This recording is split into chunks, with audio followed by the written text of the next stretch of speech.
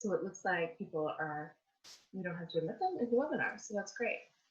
It's probably because it was password protected. Good. Oh yeah, this counting.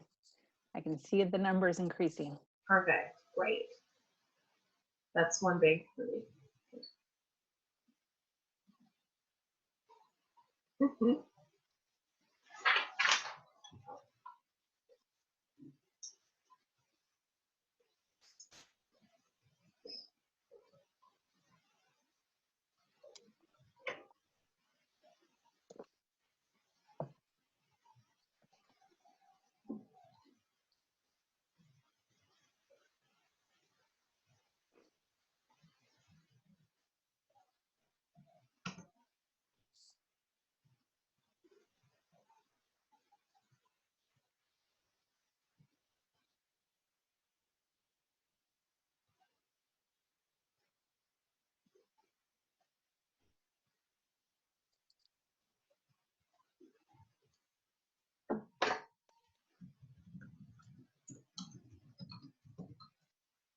Did you see Jay's note? Yes.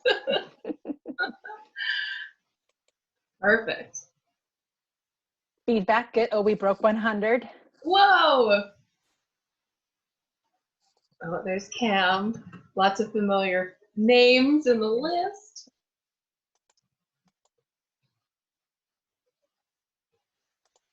Okay. So it is 11 o'clock on the button right now. So what I'll do is I'll get started. I've got a few announcements, and then we'll give folks a few minutes to trickle in while I'm giving my announcements, and then Nicole will give her presentation. So good morning, everybody. Thank you so much for taking the time to join us.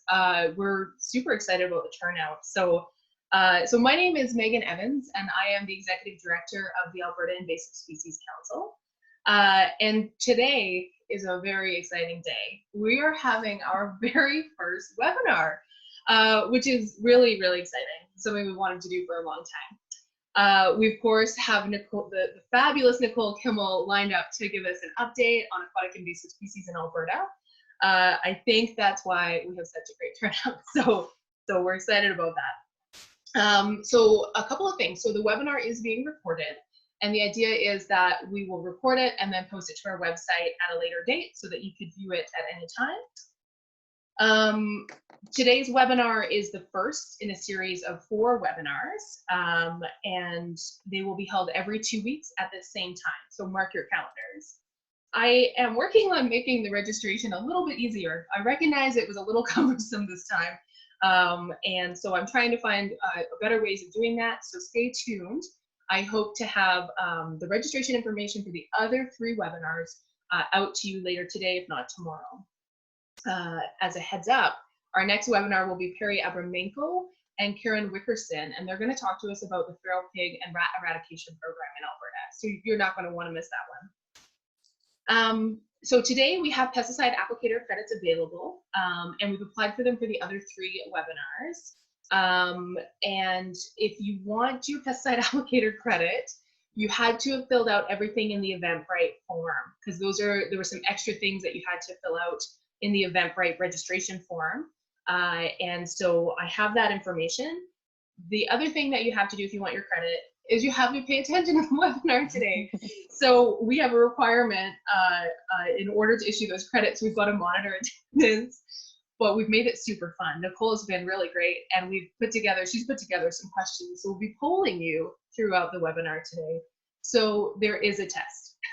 So stay tuned for that. Okay, a couple more things. So we have a survey that we've put out. A huge thank you to everybody that's completed it so far. We're really excited about it. So the survey has a number of questions. It takes between 5 and 10 minutes to complete. Some of the questions are quite general and some of them are quite specific. But what we're trying to do is really get a feel for how we can better serve you and what types of programs and services that we can provide to help you with your invasive species management programs. So it's really important that we get your feedback so we can better understand what we can do and where we can focus our efforts to better serve you in that way.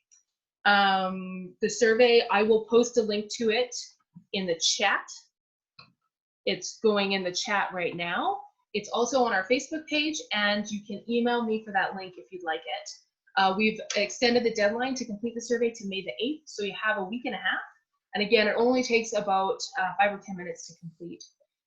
If you do have feedback for us that doesn't really fit into any of those questions that we've asked in the survey, please just reach out to me. I can give me a call, send me an email. I'd love to hear your feedback, and we'll incorporate it into that survey. What we're going to do when we have all of the results, we're going to compile it, and we're going to start working on a strategic plan and a work plan for AISC. But we want to make sure we have everyone's feedback before we do that. As you know, we had to cancel our conference along with many other organizations this spring and this summer. And some folks were able to actually donate their conference registration fees, which was a huge benefit to us. And what that did was it allowed us to actually pay for the subscription for the software to provide these webinars, which is really, really exciting. So a huge thank you to everybody that was able to donate their registration fees. You were the reason why we're able to provide this today. So thank you so much. And with that in mind, I'm going to take a moment and also recognize our sponsors as well. So AISC, we can only do the work that we do. We do it primarily with the support from sponsors as well as do grant funding. So we get a lot of support from the local MDs and counties in Alberta.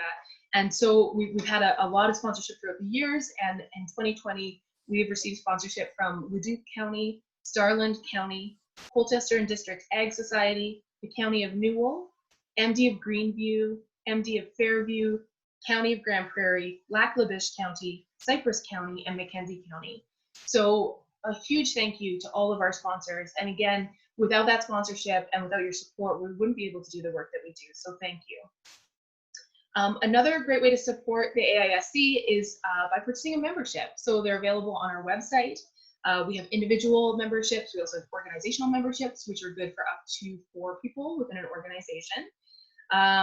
The memberships are annual and they expire on the calendar year.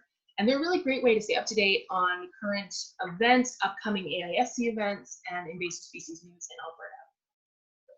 Alberta. Okay, I'm almost done. So quick Zoom 101. So Nicole and I are gonna be your hosts today for the webinar. So you can chat in the chat box that I think most of you can see. There's been some great comments in there. Hello, everybody. Thank you. Thank you for your nice comments. What we will do is we'll ask that if you have questions for Nicole, she's going to address your questions at the end of the talk. So we've scheduled this to go to 12:30. Nicole's going to talk for about an hour, and then we are going to, Nicole's going to talk for an hour, and then we'll address the questions. So what I'll ask that you do, if you look at the bottom of your screen, you'll see a Q&A button. And if you click on that, you can go ahead and type questions into the question and answer box. So that's where we want you to put your questions. If you want Nicole to address them, they've got to go in there. So if you have any questions about accessing the Q&A box, type them in the chat box, I suppose, but we'll work with you to get your questions answered. Okay, that was all of my announcements. So you'll be glad to know. So Nicole Kimmel needs absolutely no introduction, certainly not in Alberta.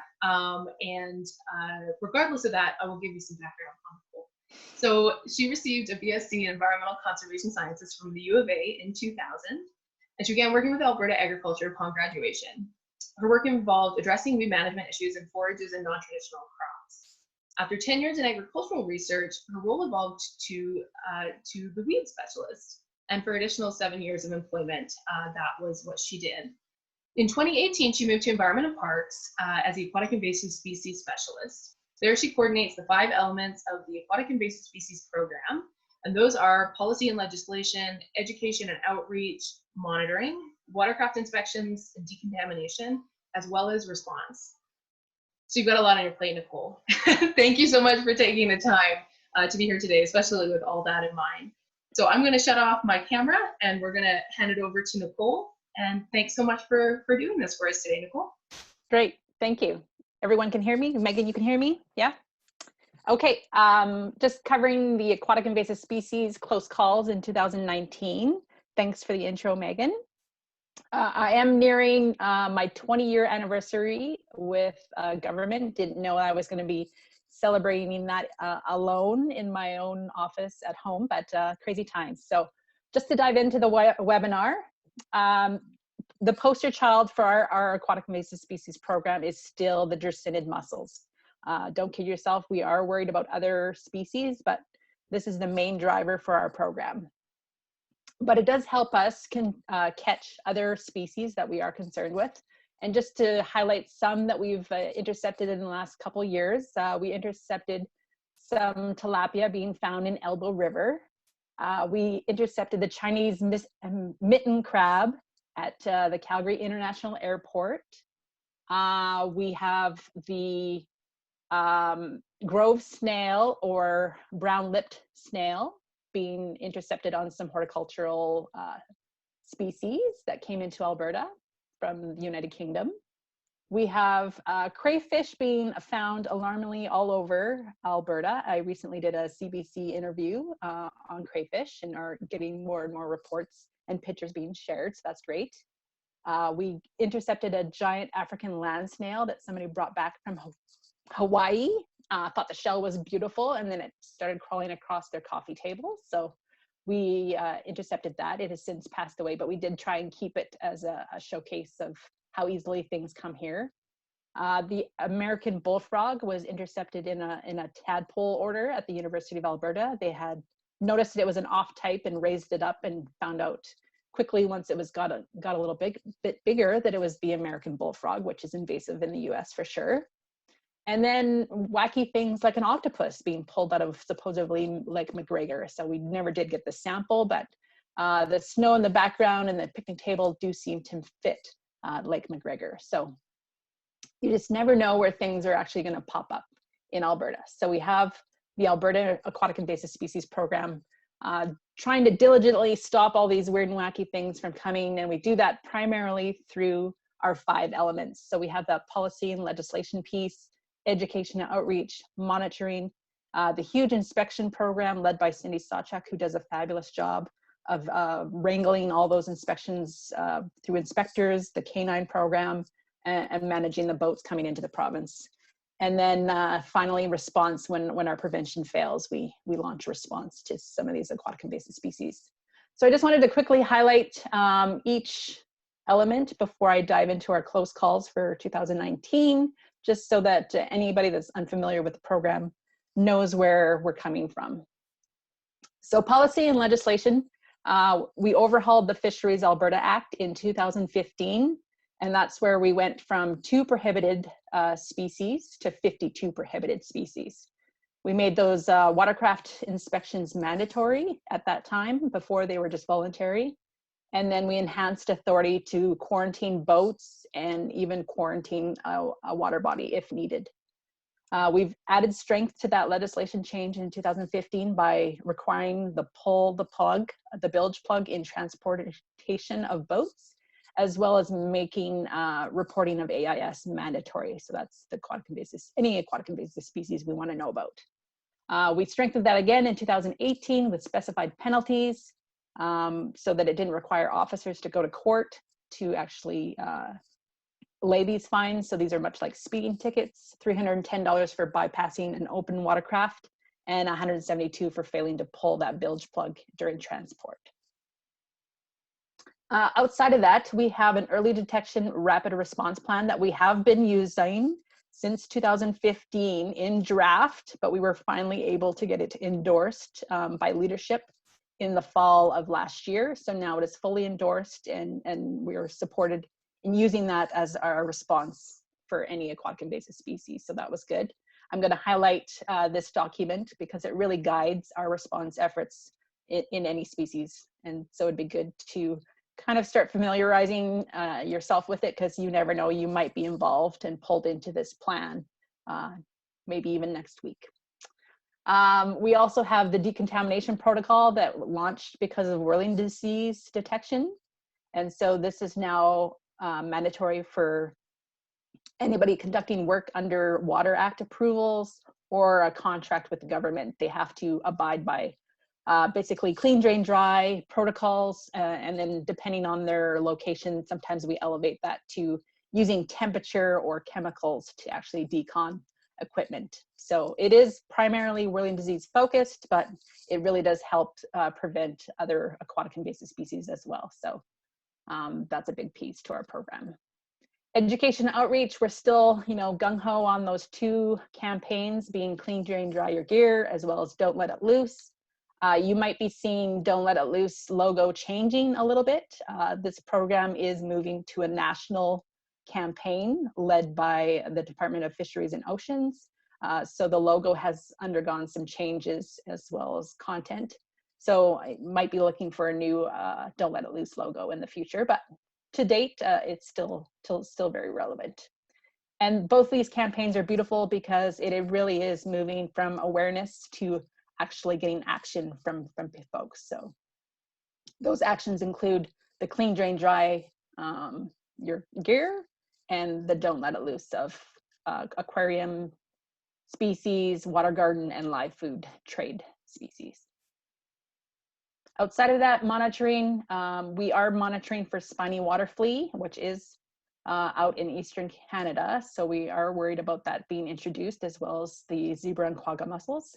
And we can actually monitor for these species all together, and that's why we group them.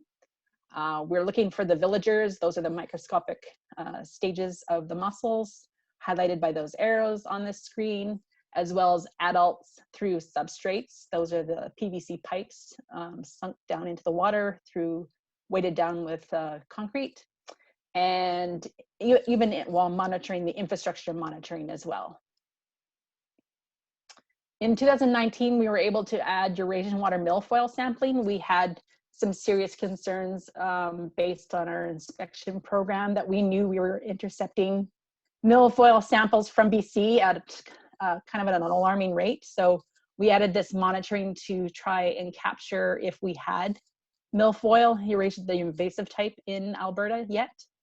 We were able to get out to 37 lakes with the support of the Alberta Lake Management Society, and we were able to confirm that none of those lakes had the Eurasian water milfoil. They were all northern, our native milfoil. So I just got confirmation that this program will likely continue into 2020. And so we are gonna hopefully get out to some more lakes and again, confirm hopefully that we just have the native, not the invasive type. Watercraft inspections is going on strong. This is our map of station locations for 2019. We have not finalized the ones for 2020. In fact, we are just now, as of Monday, posted positions for watercraft inspectors. We are a little bit delayed than normal years because of COVID-19, but I think that's the case for anyone. So we are still planning to run inspection stations, and staff is being looked for right now. So if you know anyone that's interested, go to the government website for job postings.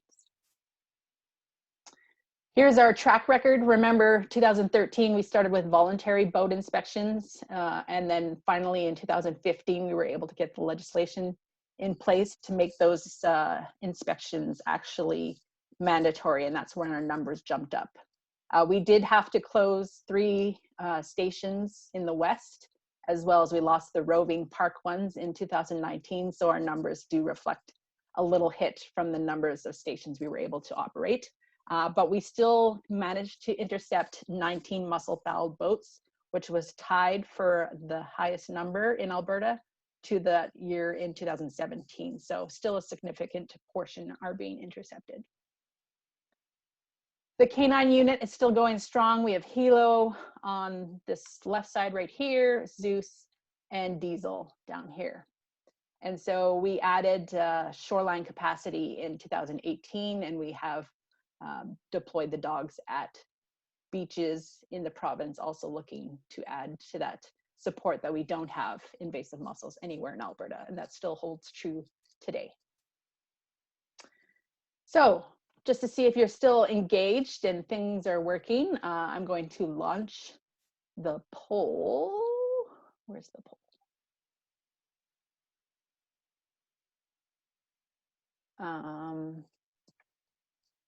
Megan, do you have the poll?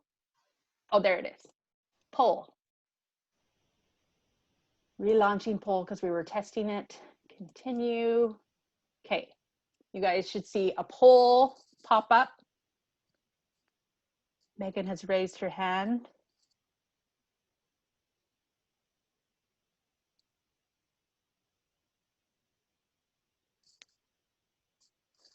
Megan, can you see what the raised hands are? Yes. So we have Aaron and Megan. Oh, and Tom. So if so what you can do with the poll is just click on the screen and you should be able to enter your answer in that way, and then Nicole will show us the results. Yeah, I see 100 of 159 have voted. So we'll just give that a little extra time.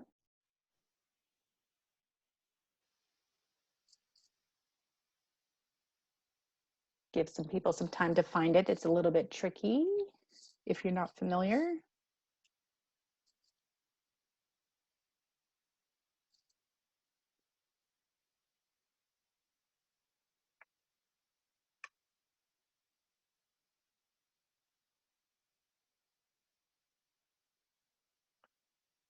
So we are at 78% voted, so I think that's pretty good. I'm going to end polling now and share the results. So we had 78% select 2015, and that is correct. That is the correct answer. So didn't throw anyone off for the majority. So I did throw some folks into the 2013 when we started our program, but 2015 is when we actually overhauled the Fisheries of Alberta legislation.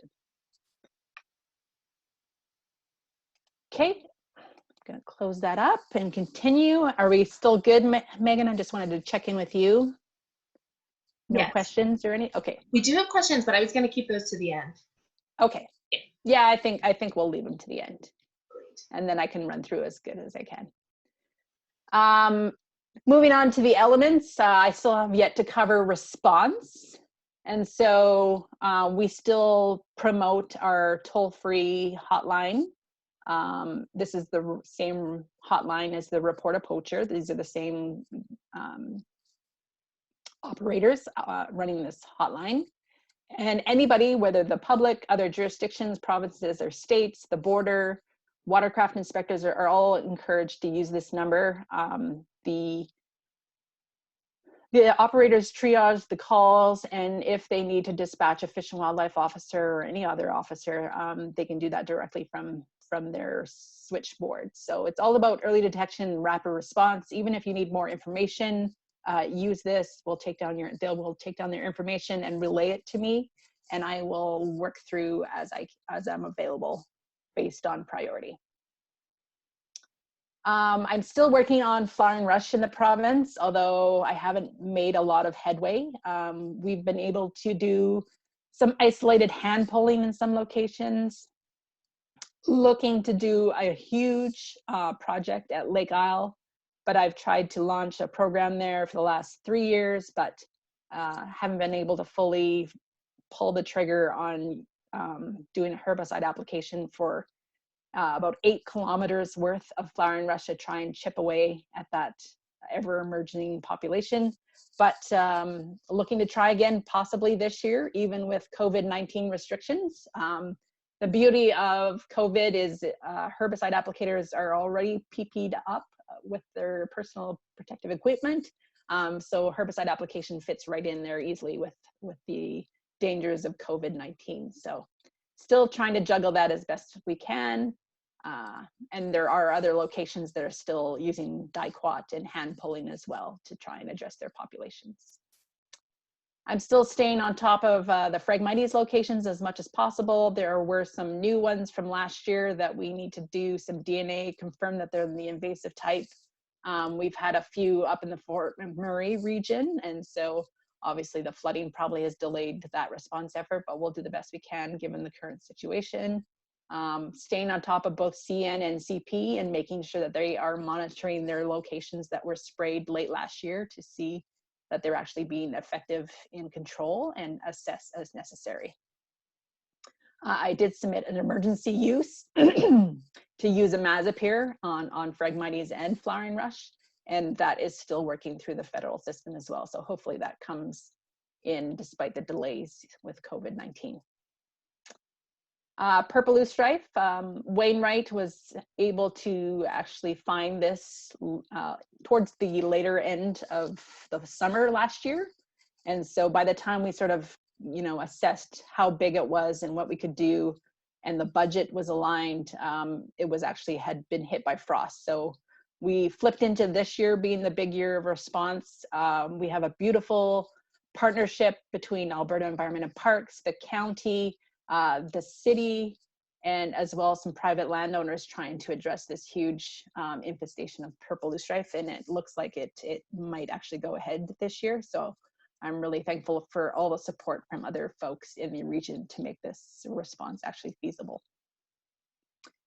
Pale yellow iris is still on our radar. We've been dabbling in putting down barriers, trying to smother it out west of Edmonton in the Wagner Natural Area, and trying to stay on top of City of Chestermere's location as well and have them do the same, if not just cutting the seed heads to stop seed production so it doesn't spread anywhere else. So we are trying to stay on top of that as well. And then it's not going as quickly because we have no herbicide support and the barriers are working, but they are quite labor intensive given the populations that we're dealing with.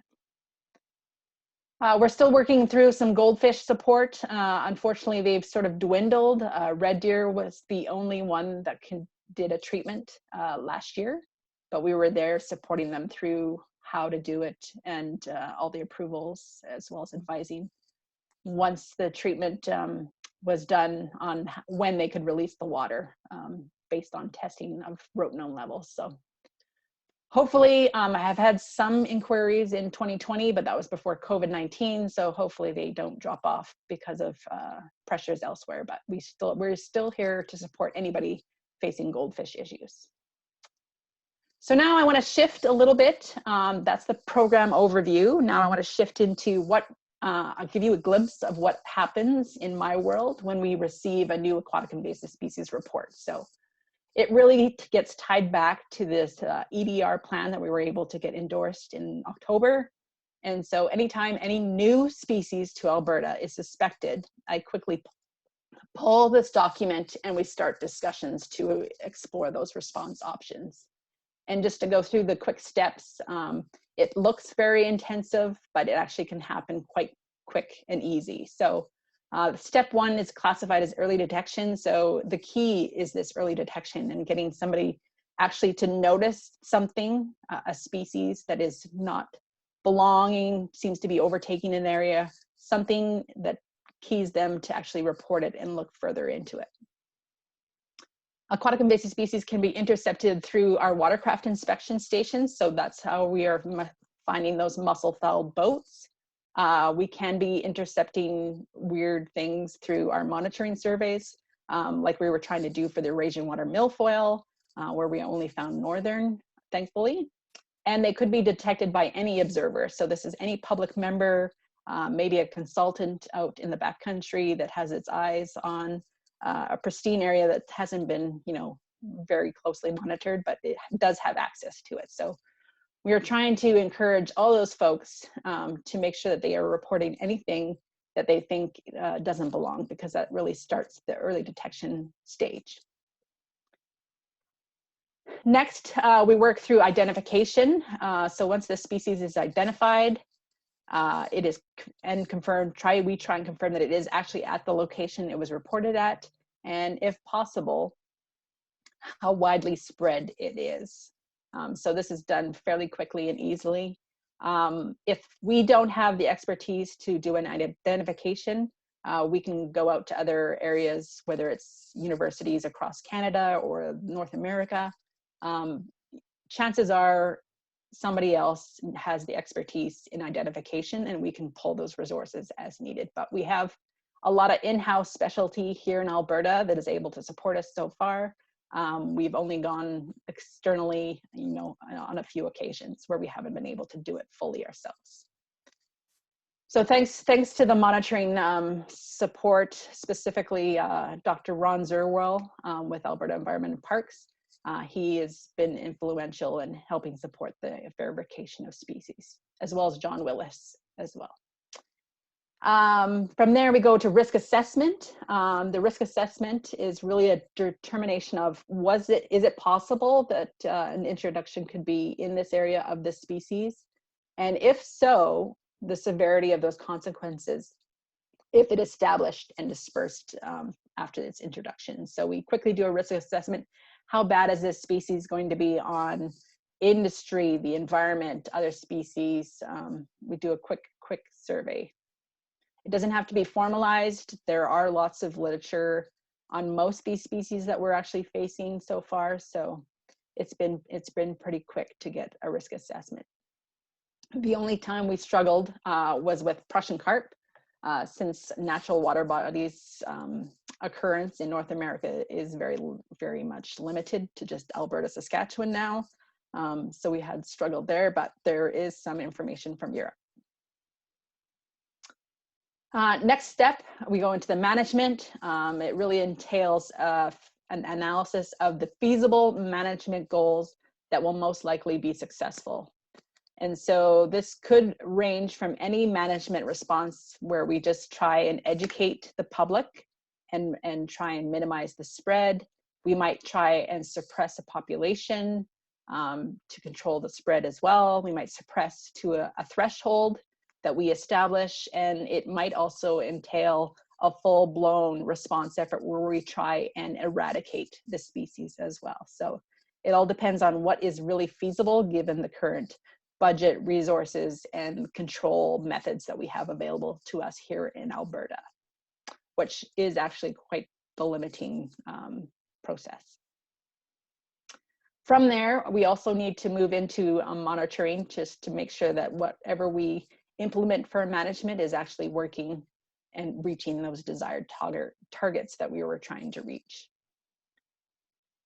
And so just a shout out to this influential group that helps support an early detection rapid response plan. It's the Alberta Environment and Parks Support and Emergency Response Team, shortly known as ASSERT.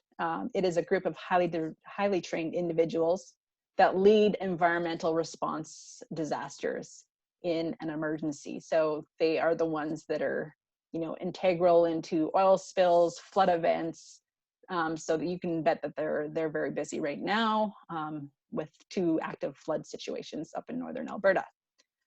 So we did make the defense in 2015 that aquatic invasive species are an emergency. And so we have the full support of this team, and they are actively engaged in multiple times when we detect a species. And so this is just a picture of Mike Merrills, who helped with the Chinese mystery snail response last year and brought out his van, and we played around with the drone, trying to see if we could survey things through it with the drone, just as a side note to, see the potential of what we could do with an aquatic invasive species. We've only ever actually fully engaged ASSERT all the way to using their personnel, budget support, and launching an emergency response in 2015 when we responded to black bullhead being found in Fort McMurray. So this was a pretty heavy in partners, and it went off without a hitch. We actually successfully eradicated black bullhead from the pond because we determined it was feasible through our assessment, because it was isolated and we did have the tools at hand as well as the legislative authorities to do that. It was sort of a perfect storm. Perfect aligning of pieces that needed to be lined up in order to make that happen. So we have engaged discussions with ASSERT since then, but we have never fully actually triggered an emergency response since the black bullhead response. Okay, polls. I'm going to go to poll number 2. Launch poll. You should be able to see the poll again.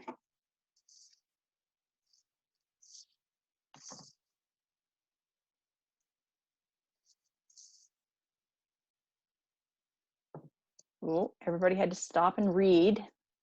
Made it really tricky. You need Jeopardy music for this portion, Nicole. Hey? Mm-hmm.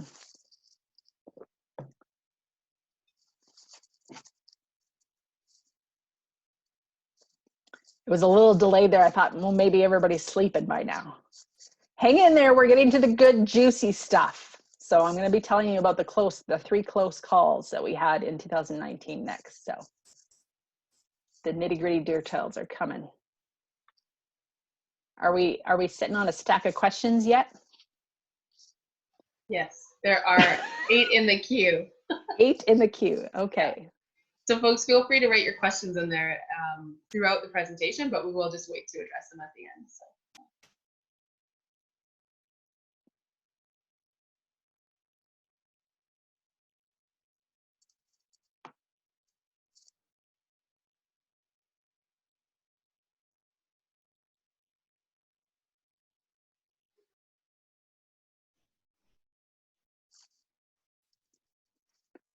Okay, we're sitting at about 76. I think we were about that previously. Everyone's had over a minute to read and respond.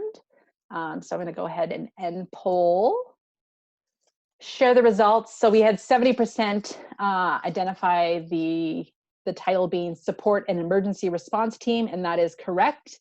I did skip full up a couple people by the Support and Environmental Response Team. It is close, but it actually does include that emergency response part. And so just further to this team, they actually implement the incident command system. And so they can tie in with any fire response, ambulance, any emergency services also use that same incident command system. So can seamlessly integrate. So it's actually works quite effective.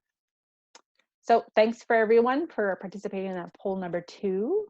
Now we're going to get to the close calls. So I'm going to highlight 3 discussions that we actually brought in that group, the ASSERT group, for initial discussions, but we never actually pulled them entirely in to lead the response in an emergency fashion. We were able to handle all these 3 incidents just within our own aquatic invasive species program, but who knows what this year might bring. So first one up was the yellow floating heart report. So this is a prohibited species named on the Fisheries Alberta Act. And just I wanted to start off with what it looks like. It was sold in ornamental horticultural pond plant stores up until probably 2015 when we actually listed it. But since then it is now actually prohibited regardless of when you purchased it. So basically heart-shaped leaves that float on the water, yellow 5-petal flowers with this fringe edge to each of the petals. So that's your key features. So on May 23rd, 2019, City of Edmonton called me up and said they had a challenging plant in a water body that they had been trying to address and remove, and were having some difficulties. And so through the conversation, it was actually determined that it was actually yellow floating heart. And I said, oh, good thing you called me because it's actually prohibited and you need to call me anyway. They actually did still have evidence of their purchase in 2013, which was completely fine at the time. It was allowed to be in the province, but since 2015, it has been prohibited. So they needed to still respond to it. So we quickly went out there, arranged a visit, and so met up with the head of the facility, and he took us in and we had a view. This early in May, it was just starting to establish, and the leaves were pretty small still, but you could see all the features were definitely there. And we did confirm that it was yellow floating heart. The next day, we had an emergency response meeting with ASSERT and a few key players. And this was a bit of a unique situation in that this wasn't a public water body. This was a private water body.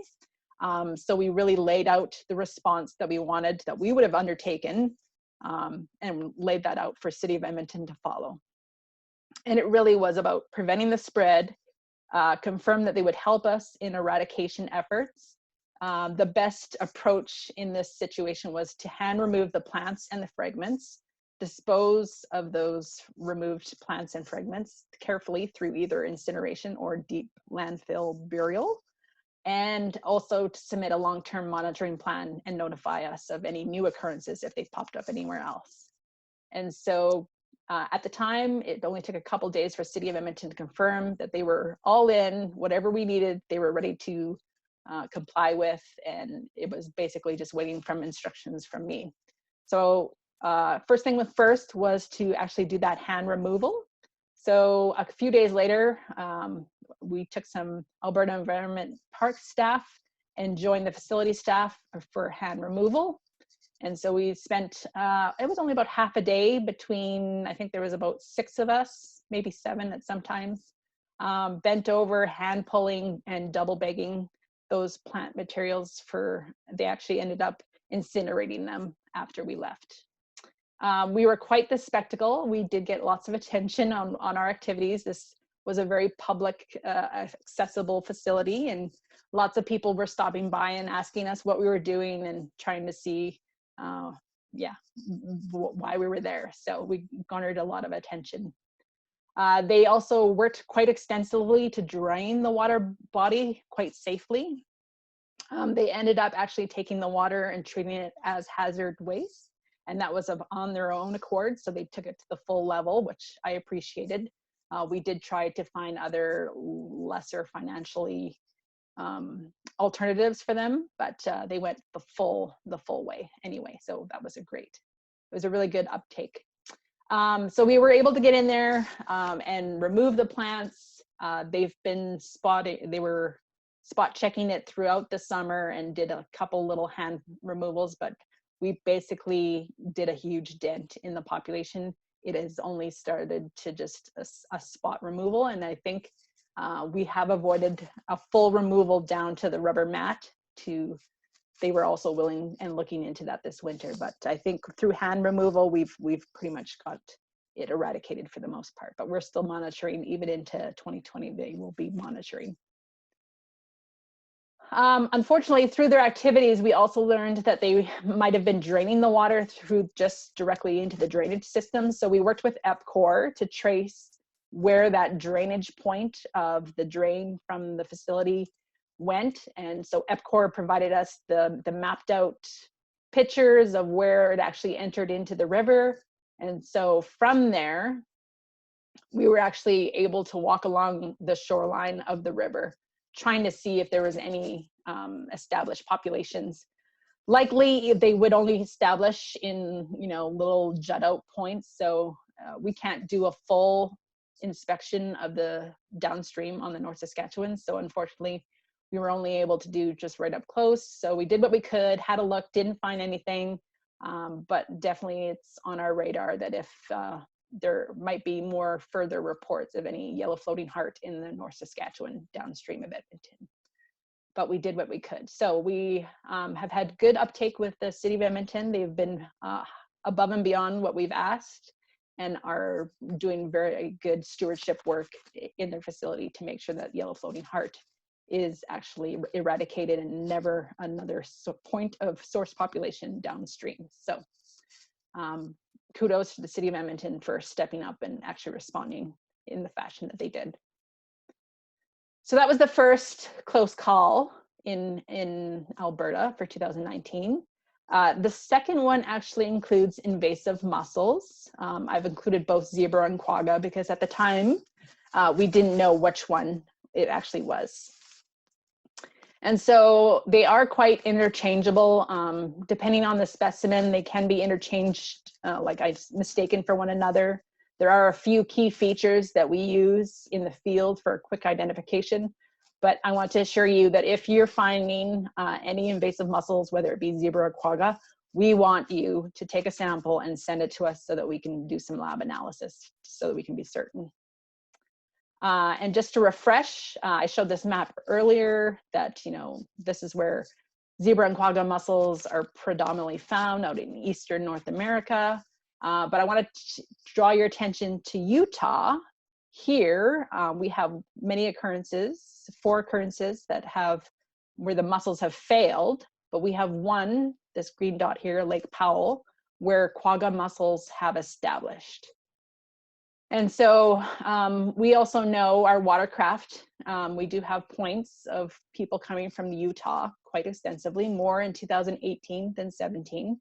We haven't been able to crunch the numbers for 2019 yet, but we can assume that they're quite aligned with these ones as well. And so on June 23rd, 2019, we got a call from our BC mussel defense inspectors who intercepted 2 kayaks from Alberta. Through their interviews, it was found that these boats had been in Lake Powell, Utah, and the kayaks had been decontaminated by Utah inspectors, but they were not inspected by Alberta upon entry to Canada. And so the time frame between their launch in Lake Powell to Alberta was over 30 days. And so who knows where they could have went in that time frame. They could have jumped out to the eastern US and launched in an infested water body as well. So it did definitely raise our concern. Thankfully, we have excellent relationships with our neighbors, so that as soon as they intercepted these kayaks, they were notifying us of this occurrence. So following this high-risk inspection by BC inspectors, they actually did find mussel shells, but they were found inside the compartments of both kayaks. So they collected those boat samples for testing, and then fully decontaminated the boats again and then released them. So based on the information that was presented to our group, we had a little bit of a quick meeting, and we agreed that this incident posed a fairly low risk to Lake Newell. However, as a precautionary measure, some action items were agreed upon. So first, contact BC staff and determine which species was actually identified, whether it was zebra or quagga, and whether they were presumed to be alive or dead, which would help gauge the risk on if they were viable or not when they were launched in Alberta. We also wanted to do a quick shoreline survey. So we coordinated with the AISC Canine unit to attend the boat launch where the kayaks were said to have been launched at Kinbrook Provincial Park, and they did inspections of that area.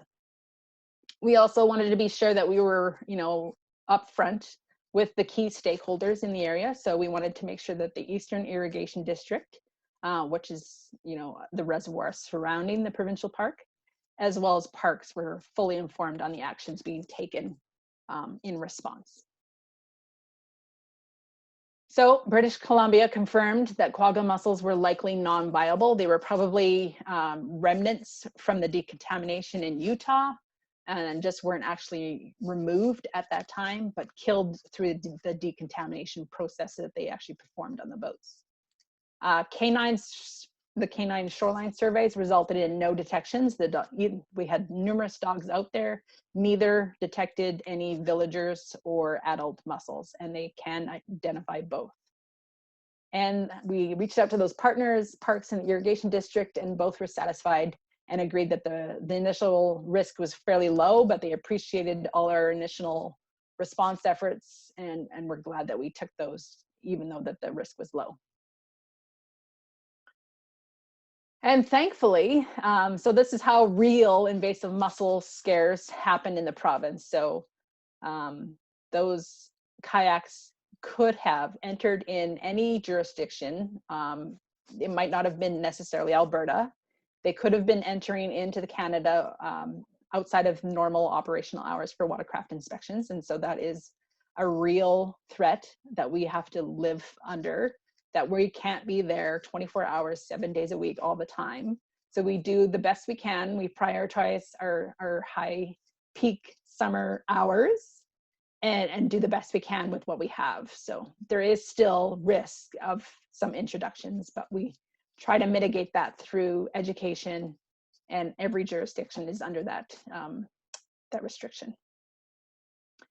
And I'm also happy to report that if another mussel detection happens, we finally submitted our potash registration in February of this year. So this has now gone to the Pest Management Regulatory Agency, the federal government, for the possibility for their review, really, to use potash as a pesticide on invasive mussels. This is the one that they used in Lake Winnipeg when they first detected it in Lake Winnipeg. It was 100% effective in the bay that they were able to treat. Unfortunately, it had escaped outside of their treatment zone. So Lake Winnipeg being the 9th largest lake, it is not feasible to do a complete treatment. So this is still probably 18 months away from being fully registered, but it is in the process and now in the federal government hands. This was no small feat, but we've approached this registration to benefit all of Canada. So Alberta has done all the legwork in producing the package, but after we register it, any province or territory will be able to use the registration, because any minimized risk elsewhere actually minimize the risk in Alberta as well. So we see that benefit and have put a lot of effort into that. So good news, this is out of our hands in Alberta, and we're hoping the federal government is able to fully register. And we have made an agreement with Saskatchewan Nutrien to get as much as potash as we need in any response effort. So we have that already in place. So good collaboration across our provinces. Last but not least, Chinese mystery snail. I'm just gonna have a quick drink. I think everybody's still with me. Nothing like talking to yourself in front of your computer for an hour. So Chinese mystery snail, I hope you're not all sleeping. This is the last emergency response that we initiated in 2019. This is what Chinese mystery snail looks like. Fairly substantial shell. We're talking like 6 centimeters in height and, you know, almost 4 or 5 centimeters in width.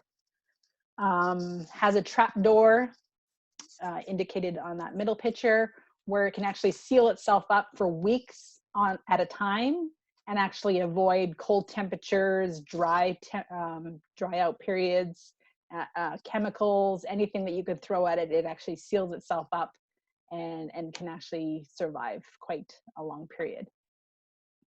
On the right-hand side, we just have an assortment of shells that we were able to find, and just a comparison to a toonie, so fairly substantial shell size.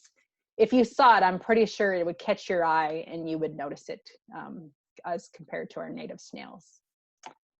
So on October 9th of last year, Dr. Patrick Hannington, which works closely with our Dr. Ron Zerwell in Alberta Environment and Parks, one of his students brought him this snail, and upon closer looking at it, he thought it might be Chinese mystery snail, and that's when he sent it to Alberta Environment and Park staff as a possible detection of Chinese mystery snail, and said that they found it at Lake McGregor. So we had a location and a possible identity given to us. So we quickly formulated a meeting, and it was highly likely that we thought it was Chinese mystery snail as well. We quickly did a quick explore of the impacts of what could be concerning around the Chinese mystery snail, and we needed a lot more people at the table to really have a full discussion. So we recognized and made a list of people we needed to talk with to have a full discussion. Also, when we had this meeting, we also said that there was a missing piece to actually make the final identification. In the snail that we were shown through those original pictures, it didn't show us that trapdoor, the operculum. So we asked for a field visit, and Parks was the first one that was able to free up their schedules to make that happen. So Parks staff ran out to Lake McGregor, the recreational area, boat launch, and was able to send us back this picture showing that there in fact was that trapdoor present, which solidified the identification of it being Chinese mystery snail, which was a prohibited species. Throughout this day, I also did that quick assessment of impacts and started to formulate that risk assessment. October 11th, we expanded that partner call. We had a lengthy list of folks on that call. We shared what we knew about Chinese mystery snail, the possible impacts, and really needed to get some survey plans underway and needed additional bodies to make that survey happen. So We were able to get out there after Thanksgiving, October 15th and 16th. This is what the boat launch area looks like at that time. We pulled up and we were able to quickly survey, and we didn't have to look very far before we started finding the Chinese mystery snails. So tons of shells in the windrows along the shores, multiple thousand, I would say thousands, that we were easily able to find. So we surveyed quite extensively. So this, just to give some context, hopefully you can see my pointer on the screen. This is the recreational area right here, this sliver little piece along the left-hand green thick line. The boat launch is here in blue. And so we found shells quite thick along radiating away from this boat launch area, as well as on the adjacent shoreline. We were able to find a pretty thick windrow as well. And then down around the corner over here, south of Milo, this thin green line, we were able to find the sporadic shells found here. We did not find any shells in the intake canal, as well as down in this wetland area that was adjacent to the road that we had easy access to. So we had a pretty good idea that they'd been there in this region for quite a while based on the number of shells. But we wanted to, do our due diligence to see how far down they had gone in the system. So we went and picked multiple easily accessible areas where we were able to check out the shorelines. And so all these red lines is where we looked, and we found no Chinese mystery snail. So those not familiar with Lake McGregor, it is really like this tall, long and skinny reservoir that is quite big actually. And then it's like the headwaters of so many reservoirs downstream. So it's a pretty influential water body in the irrigation system. So we also checked the provincial park down below, negative. Travers Reservoir down below was also negative. So we had a pretty good idea that it was just in that one isolated location. After we were done surveying, I was able to find a live snail, and I collected it just on the chance that maybe our monitoring folks might want DNA, or they might want to do something with it. So I collected the live snail, put it in water, and actually after it was in the water overnight, before I was able to give it to Dr. Ron Zerwell, it actually released 2 baby snails. And so that's one of the unique things about this snails. It's able to make, it doesn't make eggs. It basically releases fully developed snails in the birth of the snails. So it did have 2 released. And then since I did give it to Ron, Patrick Hannington was very interested in actually rearing it to see the growth rate. So we scrambled and give him a fish research license to do some research on it. And once he put it in a warm water aquarium with food and all those resources, it actually released 13 baby snails. So there was still more in the snail once I had collected it, and it just popped out 2 at the time. So October 25th, we shared the results of the survey with all the partners, the lengthy list of people we had involved. We had a frank impact discussion that we didn't know that much about the impacts. We explored the control options. There wasn't very much that was feasible that had been completed in other jurisdictions. Everyone had been sort of just trying to contain it when they came across it. So that's why we started shifting into exploring the containment options. We worked on some education and communications. Rumors were starting to fly around in the area, and we wanted to be ahead of that before some false rumors were being spread. So we worked hard on communications. In that time when we were working on communications, October, Halloween, we were actually shared a picture of a public person holding the snails from Lake McGregor from 2016. So we had a timeline that they had been at least there for 3 years. Since then, we've had another Fish and Wildlife Enforcement Officer was fairly certain that he'd seen them in 2015. So maybe potentially 4 years they've been there, introduced and established in breeding for quite a few years. So that helped add to the timeline and kind of, you know, frame our response plan based on, this is not a new introduction. This has been there for a few years. So again, had another call once everyone could go back and kind of explore their interests. We explored the drawdown feasibility. This is a man-made water body, so there is that feasibility, but at this time it was not deemed feasible. It was operating at capacity and could not be drawn down in a fast manner. So we reached out to other Canadian jurisdictions. We're not the first one in Canada to have Chinese mystery snail. Ontario, out east, and BC also have Chinese mystery snail. So we reached out to those folks. Most of them aren't in response phases. They are just in containment, trying to minimize the spread. We made some communications. We wanted resource stewards to have their eyes and ears out for other locations. So we made an alert, found that out with our Fish and Wildlife Enforcement folks, our bios, to make sure that they knew what Chinese mystery snail looked like. And we have had no further reports. We did some social media attention as well throughout the winter. No subsequent reports of Chinese mystery snail. So we believe with a higher confidence that it's just the one location in Alberta. And so this meeting ended with, do we stay in emergency response and fully engage a CERT to lead that, or do we just move to a management plan? And through that discussion, it was really decided that since eradication isn't feasible, we really need to move to a management plan. So I drafted a Alberta management plan for Chinese mystery snail, and we are now just in the motions to engage with partners on if this management plan meets their needs and if they can abide by the conditions that we're putting in.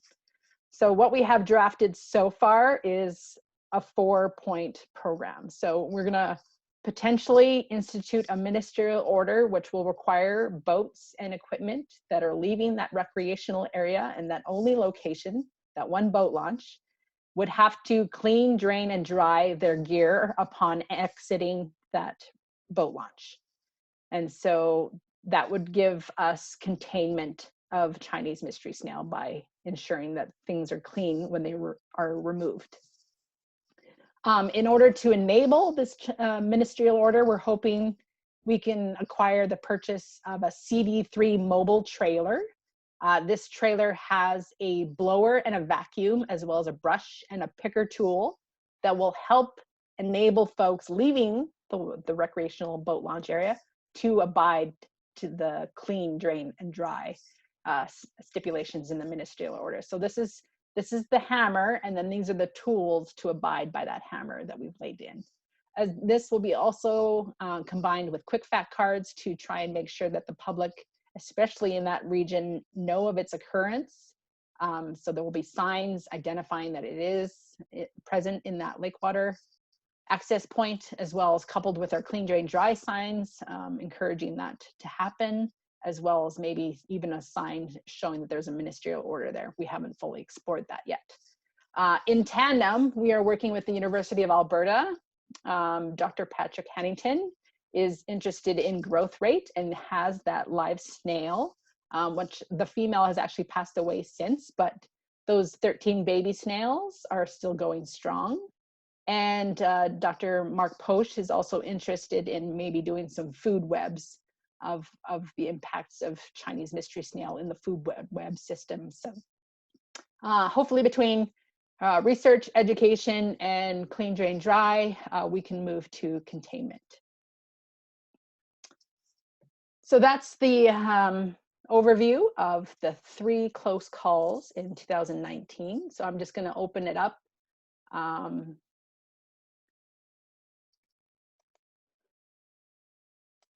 I'm going to poll number 3. So launch polling number 3 in progress. I'll make this bigger in case you need it bigger to see all those answers.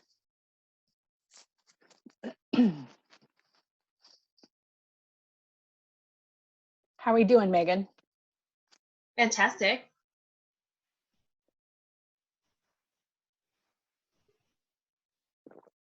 This is great. We've got lots of questions. We have some comments that we'll address in the chat box as well. Okay. Give folks just a couple minutes to answer the last test of the day. The last poll.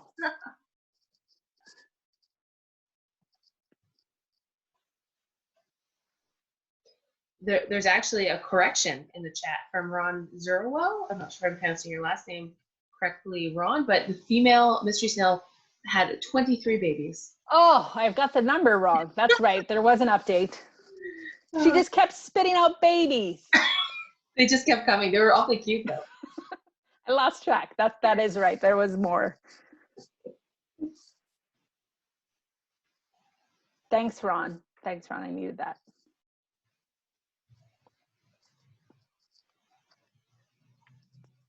Okay, we're at like 74%, so I'm just gonna end the poll. I'll share the results. So I couldn't fool you. The kayaks are considered a watercraft and have to stop. So majority, 92% said yes. 4% of you, though, need to make sure that you learn that. So kayaks are a watercraft, and kayaks, canoes, inflatable dinghies are all included as a watercraft, and you need to stop if you're going by a watercraft inspection station. I had made mention about the yellow floating heart was purchased prior to being prohibited in 2015. Does this exempt it from prohibitions? And the answer is no, which 94% of you did get. So as soon as we listed it in 2015, all occurrences are prohibited, whether you purchased it previously or not. And question number 3 was kind of an engagement question, just for my own peace of mind, since we're engaging people on Chinese mystery snail. So since it's the first prohibited species found in Alberta that is only in one known location and has no effective control measures, do you think containment should still be a priority? 95% of you said yes. And that makes me feel good because I spent a lot of time writing that management plan. And that's sort of where we're headed, is towards containment and education as well. So thanks for that. So I just have a few quick slides in closing, and then we'll go to the questions.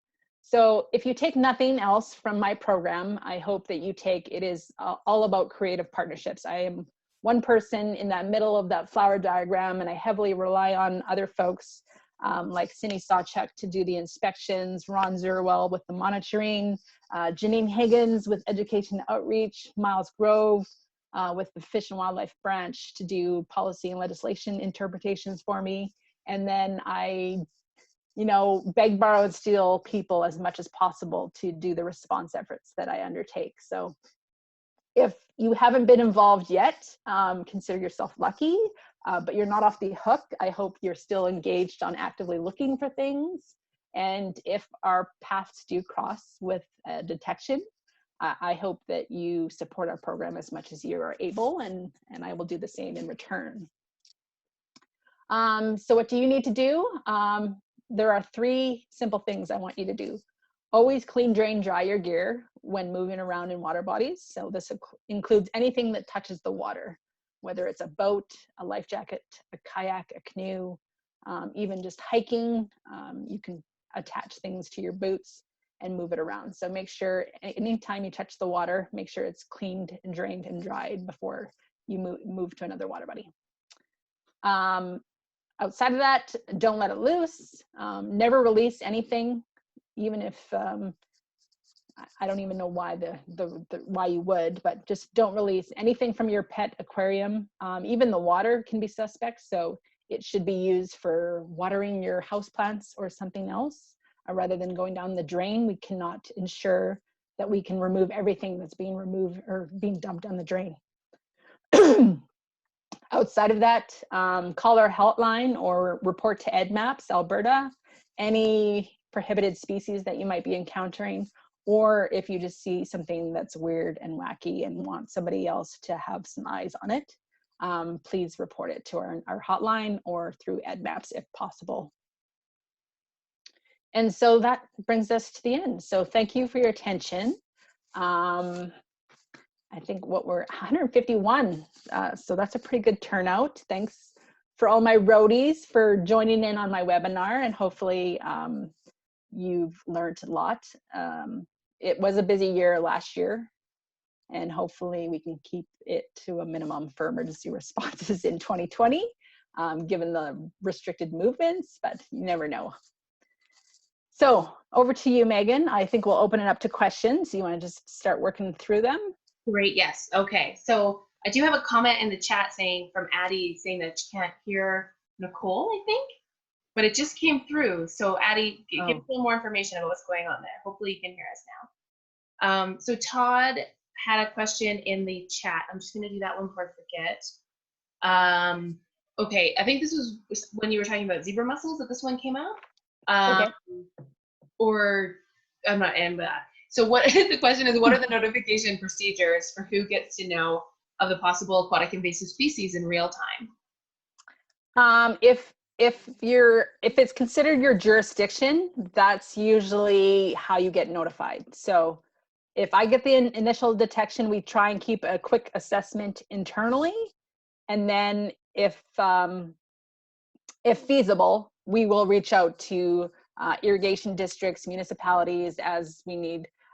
Don't be offended if you're not initially included. It's basically because we're just doing things so quickly, we just don't have time to catch up. So hopefully if you are involved, you're at the table, but it doesn't always happen, so.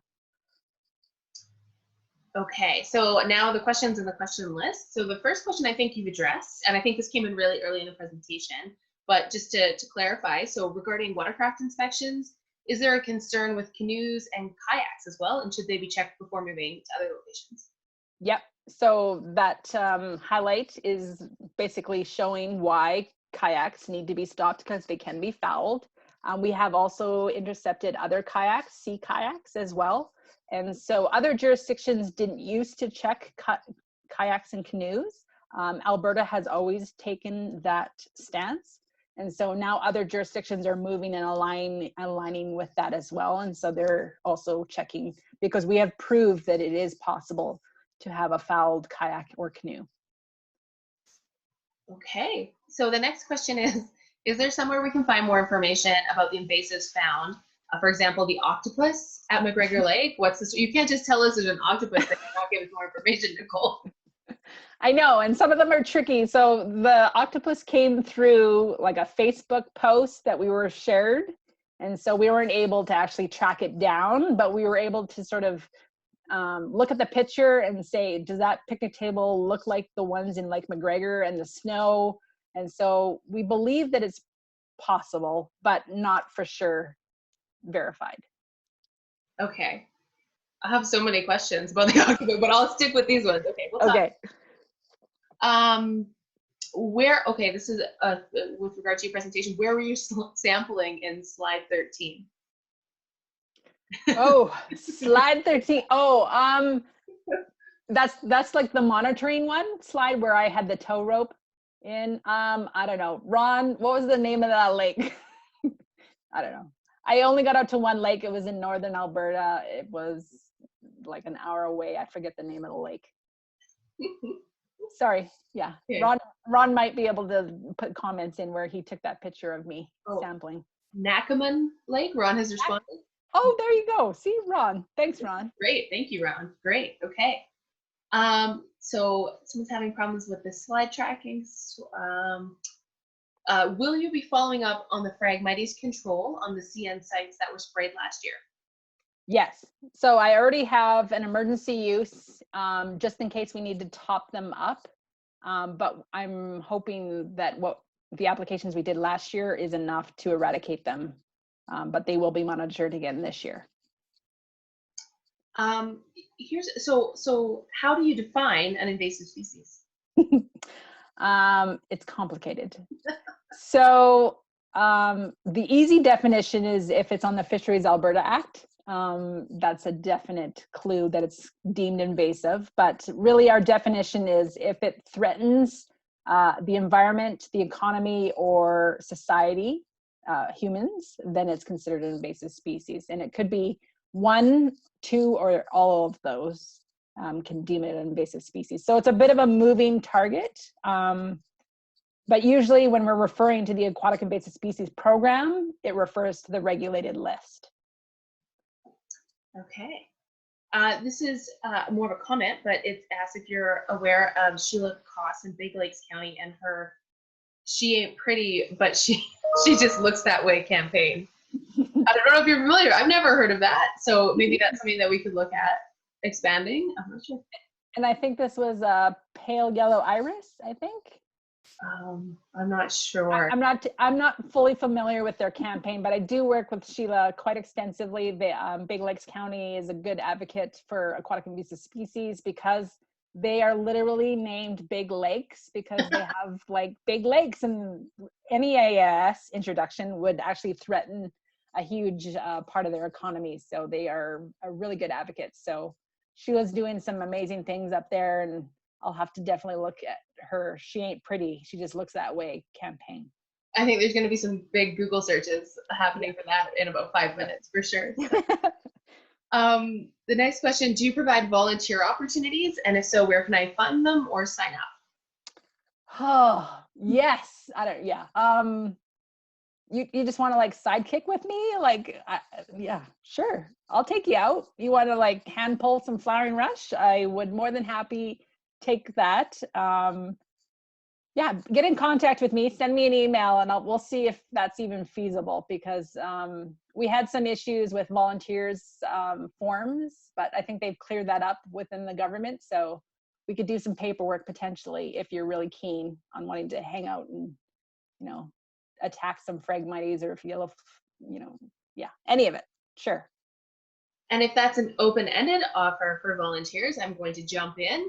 Okay. And encourage you, Kira, to fill out the AISC survey. That the link is in the chat, because maybe there's other ways we can be engaging our members as well. So if people are keen to volunteer to get on the ground to help us with invasive species, I'm sure we can find lots of ways. So that's great. Yeah, it's good.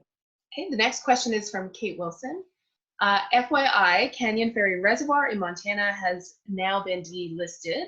There was a possible detection of zebra mussel larvae in 2016 in this reservoir, but no subsequent positive detections.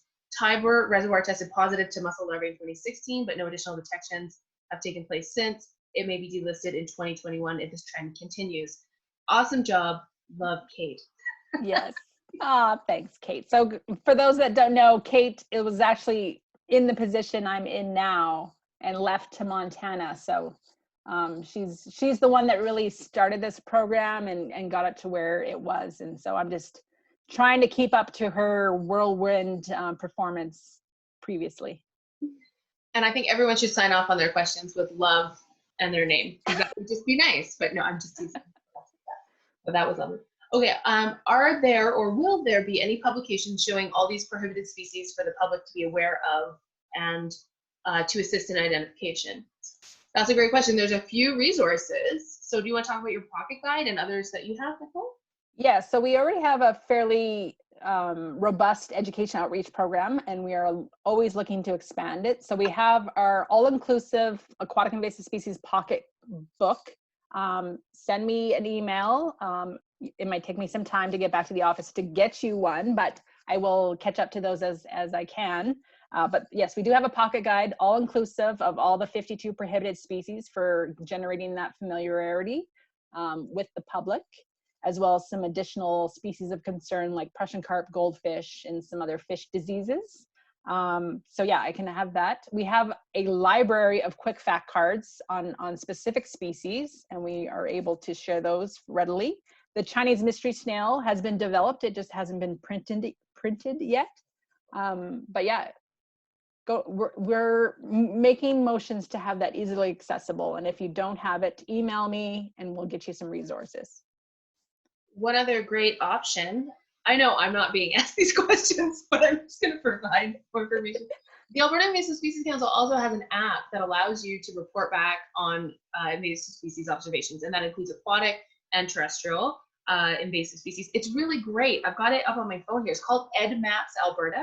Put a link to it in the chat here in a moment, but it provides all sorts of really great, this is silly, but really great identification information. You can also look at distribution mapping across the province. There's for a lot of the terrestrial species, especially, there's control options and lots of other information in there as well. So it's a free app you can download on your phone. You can use it as an identification resource. You can also use it to report occurrences of invasive species.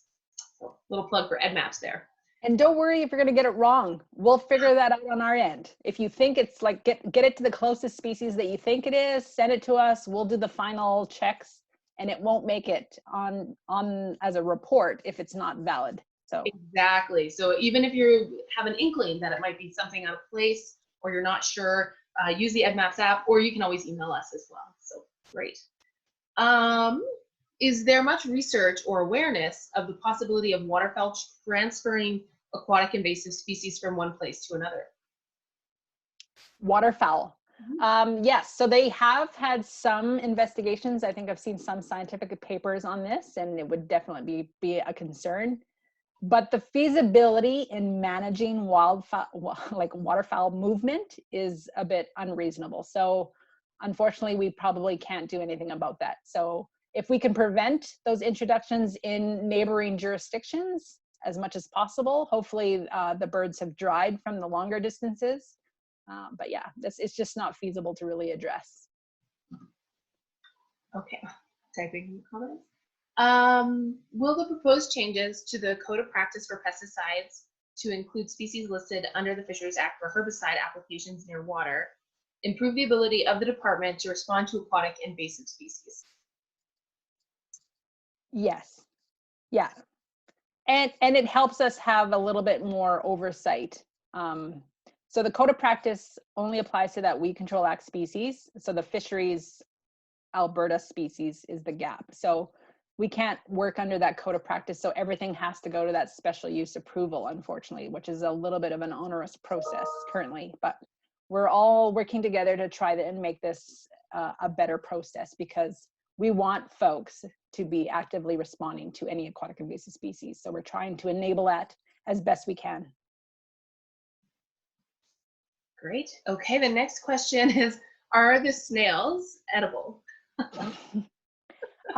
They have been known to be consumed in China. We do have concerns with not fully knowing the parasitic transmission, so we're not encouraging anyone to eat them. Okay. Any thoughts on trying potash on the Chinese mystery snail?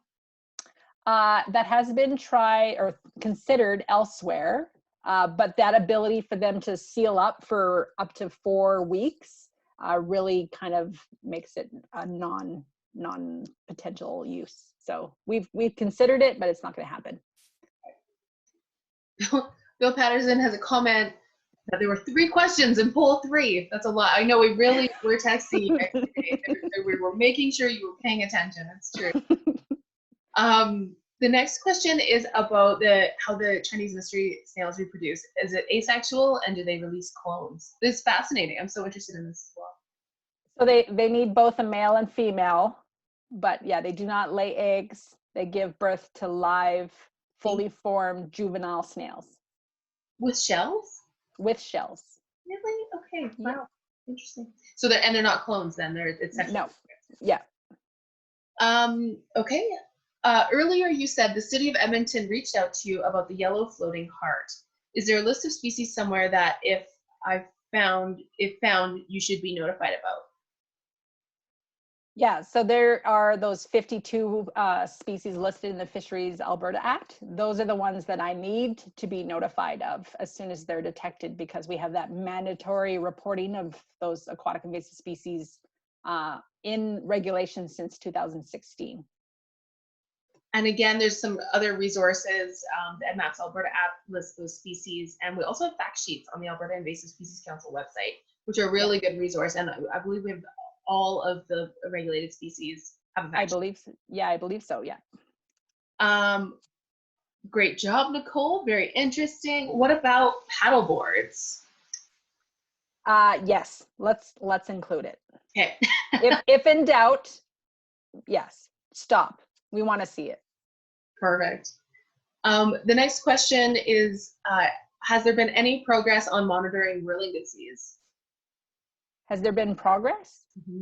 Yep. So we've probably got a pretty good network of where it is established, and we have those maps on Stop the Spread, which has sort of been deferred to COVID-19. So careful what website you get to.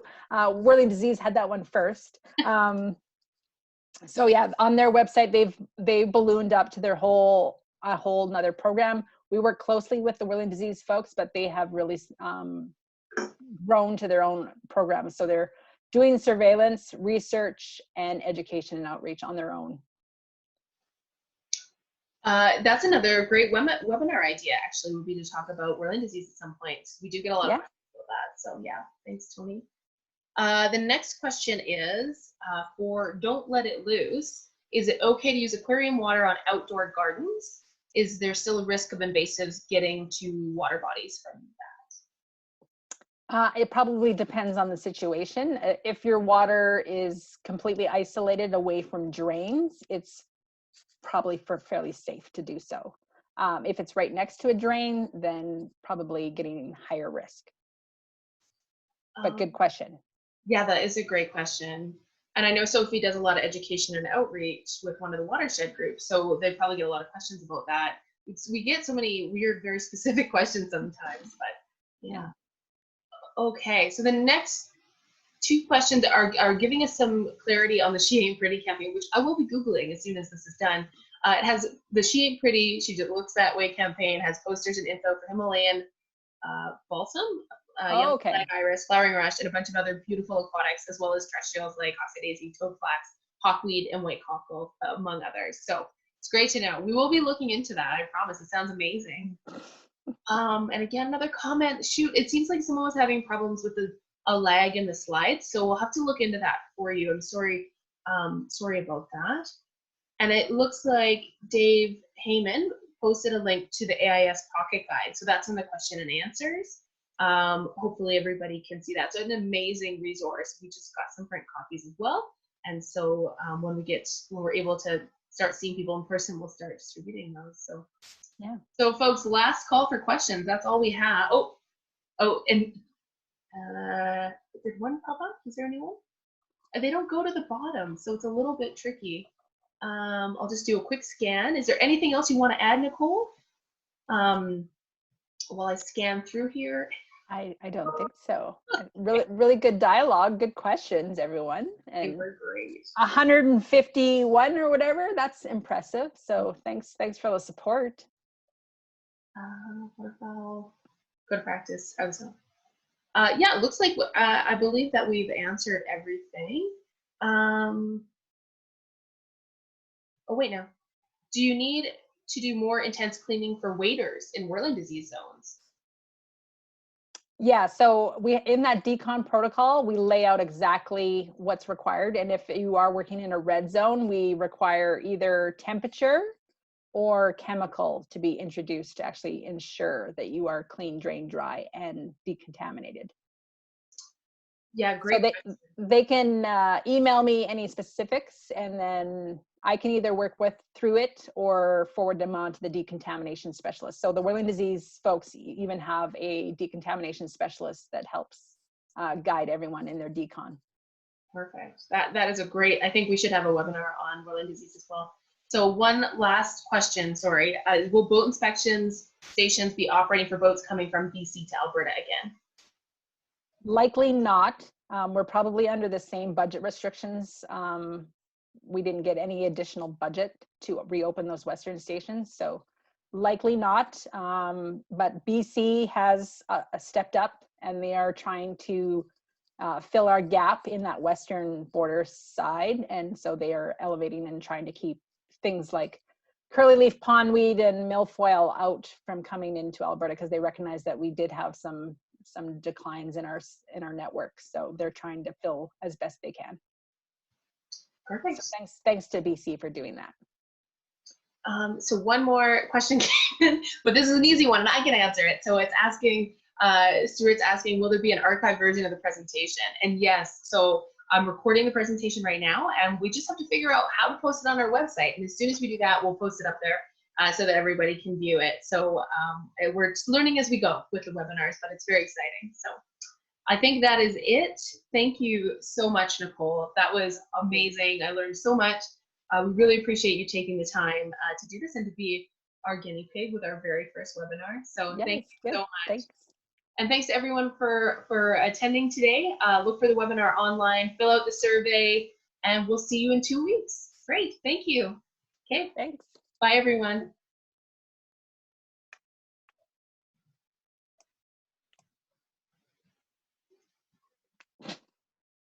Now what do we do?